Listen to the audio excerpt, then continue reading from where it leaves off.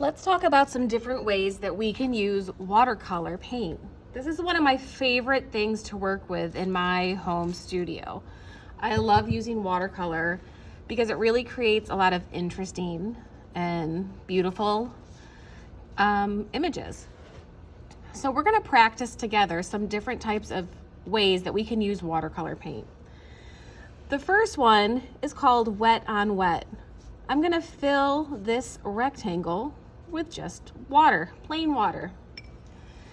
The next step is to dip your paintbrush into some watercolor, whatever color you choose. And you're going to take that paint and you can drop it right on top of the water. When you put wet paint on top of the wet paper, you get some really interesting and unique color blends as the paint kind of travels around and blends together.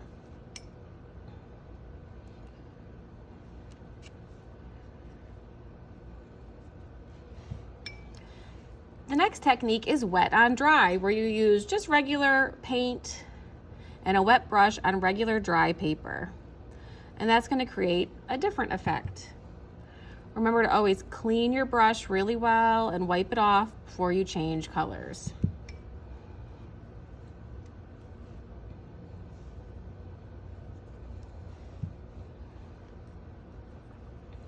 The next technique is called a graded wash.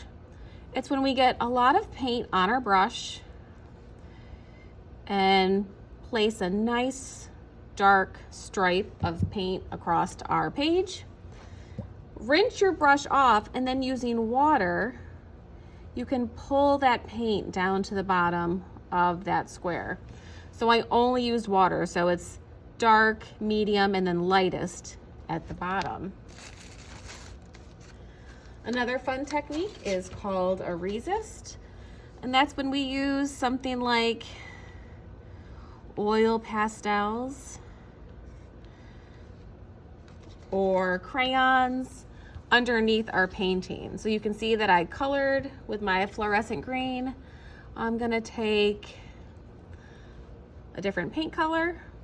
I'm gonna paint on top, but that crayon or oil pastel is going to resist the paint. So you can see both of them. It's one of my favorite techniques for art projects is oil pastels and watercolor paint together. Another way we can use our paint is sgraffito. I'm going to paint a solid color in this section. And sgraffito is when we scratch away wet paint. So I could use the other side of my brush and I could just make some scratching marks and lines in my paint. And you can just see you get kind of like a funny texture. Just another way we can use watercolor. Another technique is dry brush. So I'm going to dry my brush really well on my paper towel. I'm going to take some plain paint. And now when I apply it to my paper, it's got these brushy strokes. It almost looks like grass with this green color that I picked. You can see that it's stripy, it's not as smooth, and it's not as liquid. Moving on, let's try blotting. I'm going to fill this little square with some color, and I'm going to take a little piece of my paper towel and I'm just going to blot the surface, and you can see it creates areas of lightness and darkness.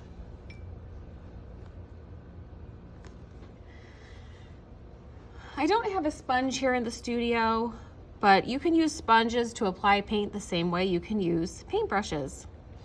Another technique is called lifting. So I could take a color, fill this area, and then with my brush, I could soak up some of that paint. So I can lift that paint right off the page with my brush. I could make the color lighter, I could make their little pools appear here and there. Your brush can be used to remove extra paint color. Another type of resist is a masking tape resist. So if you place paint tape down, you can paint right on top of it And when it dries, I could lift up that tape and you would see the white underneath, but that has to dry for a minute first. Another type of lifting uses plastic instead of paper. So I could paint in this whole section with one color, and I could take a plastic bag and lift the paint the same way. Sometimes it works even better if you take a piece of that plastic and just leave it on there as it dries. And it's gonna give the paint an interesting kind of wrinkly texture. So these are some techniques that you can use. We're going to be focusing on wet techniques for our art project.